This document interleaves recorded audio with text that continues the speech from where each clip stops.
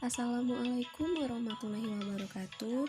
Perkenalkan, saya Suci Lailatul Hasana, mahasiswa UIN STS Jambi, akan mempresentasikan proposal saya yang berjudul Pengaruh Budaya Organisasi Terhadap Efektivitas Kinerja Guru Honor.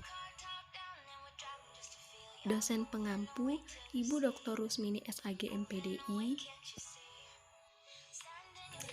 Latar belakang. Budaya organisasi sekarang sedang menjadi pembicaraan di mana-mana, baik di kalangan para pakar maupun di kalangan para praktisi bisnis dan para eksekutif. Karena budaya organisasi tersebut, banyak yang berhasil membuat suatu organisasi menjadi lebih stabil, lebih maju, lebih antisipatif terhadap perubahan lingkungan. Banyak bukti yang menggambarkan bahwa suksesnya suatu organisasi disebabkan karena budayanya yang begitu kuat yang membuat organisasi itu lebih percaya diri dan akhirnya menjadi lebih efektif. Sesuai dengan latar belakang masalah yang telah diuraikan tadi, maka masalah yang akan dibahas dalam proposal ini adalah sebagai berikut. Yang pertama, apakah budaya organisasi berpengaruh terhadap kinerja guru honor? Yang kedua, apakah budaya organisasi berpengaruh terhadap kepuasan kerja guru honor? Dan yang ketiga adalah bagaimana pengaruh budaya organisasi terhadap efektivitas kinerja guru honor. Budaya organisasi. Menurut Maxent dan Glinau, mendefinisikan bahwa budaya organisasi merupakan pola dasar dari nilai dan pandangan organisasi tersebut yang membawa anggota dalam organisasi untuk berpikir dan bertindak terhadap konflik dan peluang. Budaya organisasi berkaitan dengan konteks perkembangan organisasi. Artinya, budaya berakar pada sejarah organisasi, diyakini bersama-sama dan tidak mudah dimanipulasi secara langsung.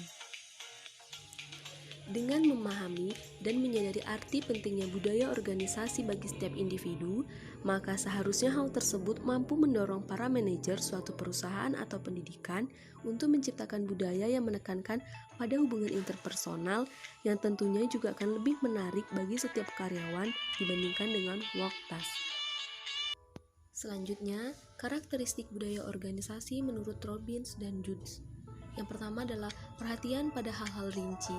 Di sini, sejauh mana karyawan diharapkan menjalankan prestasi, analisis, dan perhatian pada hal detail. Selanjutnya adalah inovasi dan keberanian mengambil resiko.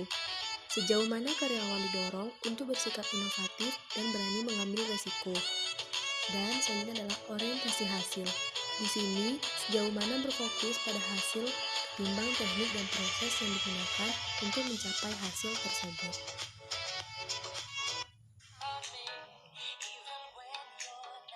Selanjutnya, orientasi orang. Di sini, sejauh mana manajemen memperhitungkan efek hasil-hasil pada orang-orang dalam organisasi tersebut. Selanjutnya adalah orientasi tim, yaitu sejauh mana kegiatan kerja diorganisasikan sekitar tim-tim, bukannya per individu. Selanjutnya adalah keagresifan, yaitu sejauh mana orang-orang itu agresif dan bukannya santai-santai. Dan yang terakhir adalah stabilitas atau kemantapan, yaitu sejauh mana kegiatan organisasi menekankan dipertahankannya status quo daripada pertumbuhan. Selanjutnya adalah efektivitas kinerja guru honor. Efektivitas adalah sesuatu yang menunjukkan taraf pencapaian suatu tujuan. Suatu usaha dapat dikatakan efektif dan efisien apabila usaha itu mencapai suatu goals atau tujuan secara ideal. Keberhasilan dari segi tercapai atau tidaknya sasaran yang telah ditentukan. Komisi Nasional USA mengungkapkan karakteristik guru efektif sebagai berikut. Yang pertama adalah mempunyai skill dalam bidangnya, yang kedua adalah berkemahiran dalam pengajaran, yang ketiga memaklumkan kepada pelajar perkembangan diri masing-masing, dan yang keempat adalah berpengalaman tentang psikologi kognitif, dan yang terakhir adalah harus paham dalam setiap perkembangan teknologi. Selanjutnya adalah kinerja. Menurut Payaman, kinerja adalah tingkat ketercapaian suatu hasil atau pengimplementasian tugas tertentu. Kinerja perusahaan, tingkat pencapaian hasil dalam rangka mewujudkan tujuan perusahaan. Manajemen kinerja adalah keseluruhan segala rencana kegiatan yang dilakukan untuk upaya meningkatkan kinerja perusahaan atau suatu organisasi, termasuk kinerja masing-masing individu dan kelompok kerja di perusahaan tersebut. Kinerja seorang guru dapat diukur melalui 5 indikator berikut. Yang pertama adalah kualitas kerja, di mana indikator ini berkaitan dengan kualitas kerja guru dalam menguasai segala bidang ilmu yang berkaitan dengan persiapan perencanaan program pembelajaran dan penerapan hasil penelitian dalam pembelajaran di kelas.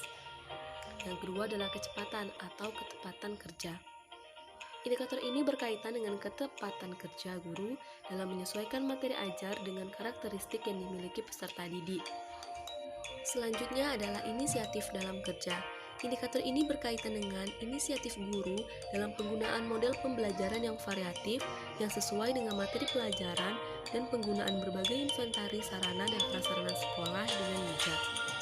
Selanjutnya adalah kemampuan kerja, di mana indikator ini berkaitan dengan kemampuan guru dalam memimpin keadaan kelas agar tetap kondusif.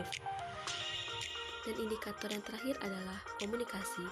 Indikator ini berkaitan dengan komunikasi yang dilakukan guru dalam proses layanan bimbingan belajar dengan siswa yang kurang mampu mengikuti pembelajaran dan terbuka dalam menerima saran untuk melakukan evaluasi dalam proses pembelajaran.